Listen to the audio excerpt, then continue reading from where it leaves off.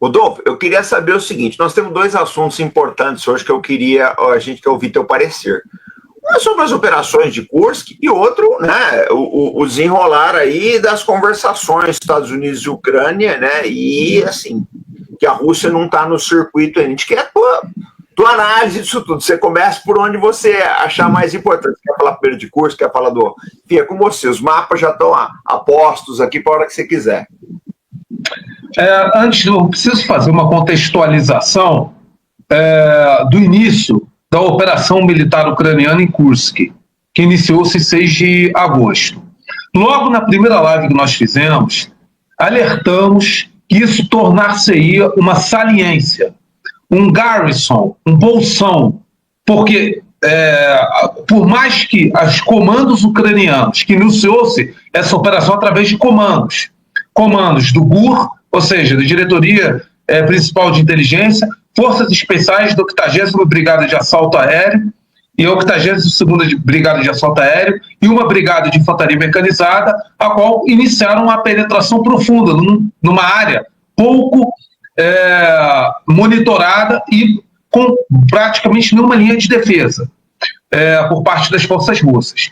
Então, por mais que as forças ucranianas fizessem vários avanços ligeiros, nós analisamos, não haverá sustentabilidade logística para manter esse tipo de operação por meses em tamanha profundidade. Dito e feito, em cerca de 2 semanas, como nós antevemos naquela primeira live, houve uma estabilização do fronte, com a chegada de reforços russos e principalmente com a superioridade aérea. Logo já a partir do 3º dia, definida pela Rússia com ataques massivos de bombas planadoras, principalmente com Sukhoi 34 e Sukhoi 25, e com muito uso de Kamov 52 Alligator e Mi-28N Night Hunter, NG Night Hunter. E também com uso massivo de drones FPV. Por mais que os ucranianos, até o 3º dia, tivessem tido uma vantagem com o emprego de guerra eletrônica para criar uma camada de impossibilidade de detecção por rastreamento, monitoramento e reconhecimento de sinais, ou seja, nas funções ISR dos drones russos.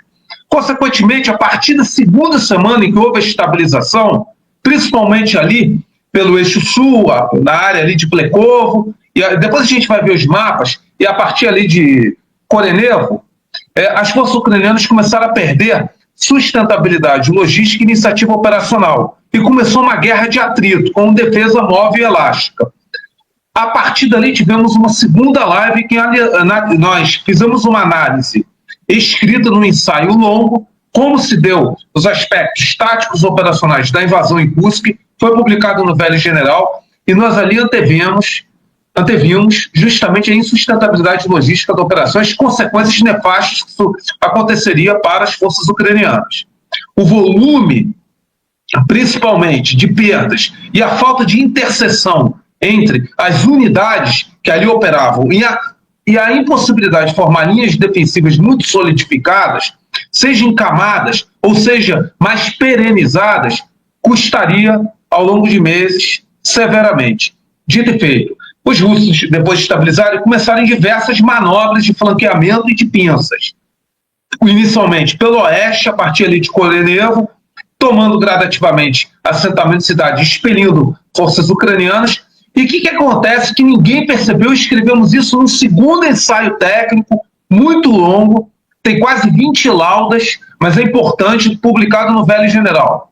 As forças russas atraíram o máximo de unidades para a linha de contato, promovendo um atrito com os sucessivos bombardeios de drones, artilharia e muito uso de Iskander, para justamente contra alvos de alto valor, ativos de alto valor, principalmente MLRS, sistemas múltiplos de lançamento de foguete, como HIMARS. Não à toa, a Ucrânia perdeu quase 50 MLRS, que isso soma praticamente quase um ano todo, de 2023, até muito mais do que o ano de 2013 em todo o teatro de operações.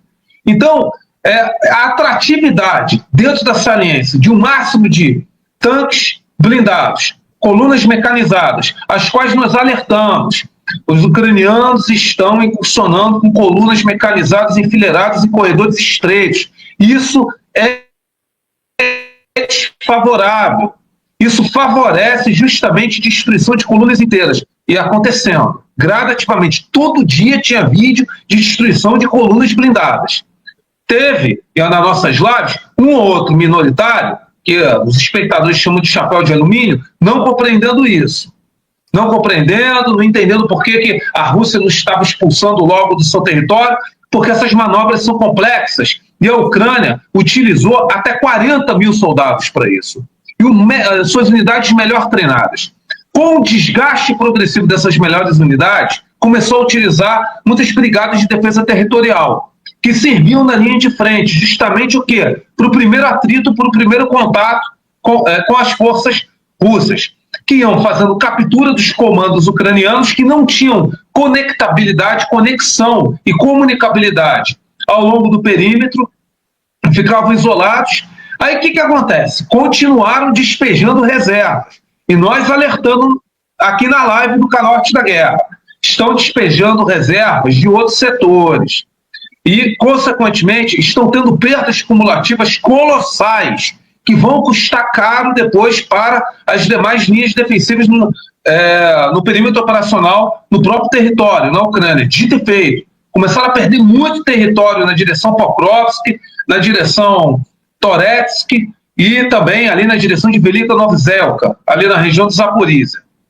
Aí, consequentemente, uma perda de pessoal proibitiva.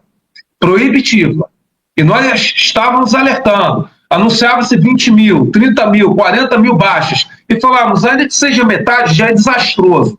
Não deu outra. O que acontece? O cume da capacidade defensiva ucraniana entrou em colapso justamente por uma manobra de flanco e de pinças que realizaram a partir. Iremos analisar isso já nos mapas. Pelo nordeste e pelo norte de Sudzha, os russos fizeram 5 ataques em pinças ali justamente nesse setor, fizeram a operação de incursão pelo pipe, ou seja, pelo oleoduto, justamente adentrando atrás das linhas inimigas, uma operação planejada ao longo de semanas, percorrendo 12 quilômetros num pipe de mais ou menos 1 metro e 40 centímetros de diâmetro, bastante desconfortável, mas foi relativamente exitosa, teve um relativo baixo volume de perdas, e, consequentemente, cortaram a linha logística das forças ucranianas para Sudzha.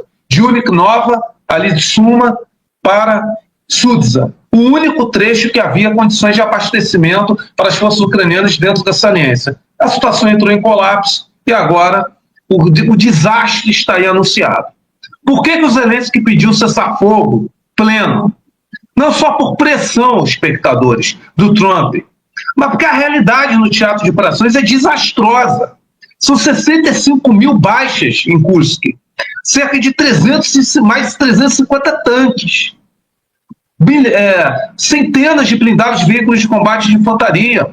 Consequentemente, se houver a expulsão plena, e vai haver a expulsão plena das forças ucranianas derrotadas em Kursk, formará uma grande cabeça de ponte para atacar por Sumy. As pessoas estão esquecendo disso. Os russos já têm micro cabeças de ponte em Sumy e vão formar uma grande cabeça de ponte para deflagrar uma significativa ofensiva ali naquela área. Lembrando que Kursk concentra as melhores unidades russas em termos de interoperabilidade e que quem comanda aquilo ali é o Alexei Duhine, ex-governador de Tula, ex-general de alta confiança, herói da Federação Russa, do Putin, e também junto com Abdiy Ludinov, que comanda as tropas mais motivadas ali, que é do regimento Arimax. Então nós não podemos negligenciar isso. Olha só as manobras de pinça que nós falamos, com a pressão ali na parte norte de Sudzha, que levou justamente o quê? Ao cerco e também ao corte da saliência, asfixiando. E detalhe, antes que falem, esse mapa é ucraniano, é do Deep State ucraniano, que é o único que eu uso, tanto que foi censurado pelo Ministério da Defesa ucraniano. Então, então não tem jeito, os russos trocam muitas vezes o imediatismo, que é característico do ocidental, pela paciência e pelo tempo. Falamos desde o início, escrevemos 2 ensaios que tristemente poucos leram do Velho General. Isso se tornou a maior killzone do conflito, zona de matança. Isso levou a desdobramentos estratégicos negativos para a Ucrânia e a OTAN no conflito. Porque agora tem-se ameaça de uma formação de uma cabeça de ponte em Sumi, que vai implicar numa nova manobra ali para o eixo, não só de Sumi, mas também de Kharkiv. Isso vai dispersar ainda mais as já escassas reservas ucranianas. E, consequentemente, é uma situação que, até o final de 2025, se os russos mantiverem a iniciativa operacional ofensiva, porque do ponto de vista militar devem manter, não sei do ponto de vista político, vamos debater isso hoje, a situação vai ficar muito ruim. Trump sabe disso, Marco Rubio sabe disso, por isso o pedido de praticamente um suplício para um cessar-fogo total e uma paralisia da frente de combate, que eu não creio que vá acontecer.